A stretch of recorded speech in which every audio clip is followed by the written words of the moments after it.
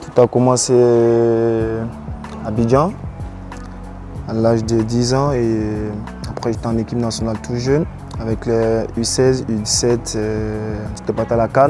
On était champion d'Afrique avec le Bédia Chris et Franck Essé avec d'autres potes. Et après la Coupe d'Afrique, il y avait beaucoup de clubs qui me voulaient et j'ai tout commencé à Copenhague. Après, je voulais changer de club et tout ça là, et le club de OHL, ils ont décidé de m'acheter. Après, je me suis assis avec mon manager pour parler avec lui un peu, pour voir, puisque c'est encore jeune. Et voilà pourquoi il s'est arrivé à Charleroi. Je n'étais jamais venu en Europe.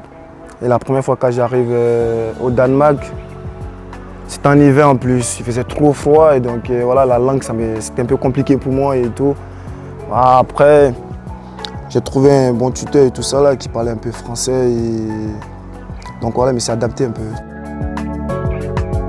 D'abord, avant de signer à Charleroi, moi c'est un bon 1 mois comme cela, j'ai regardé tout le temps les matchs de Charleroi.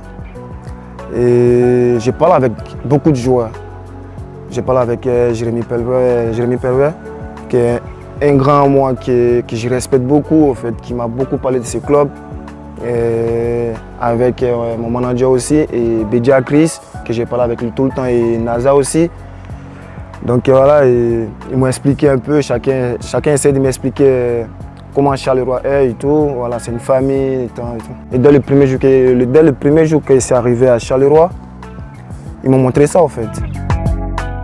Les supporters étaient trop bien et ça faisait vraiment un bon moment. Il n'y avait pas de supporters, on jouait sans supporters, c'était pas bien. Et là, les supporters sont arrivés et ce qu'ils ont montré, ça nous permet aussi de travailler, de bosser dur pour les faire plaisir en fait.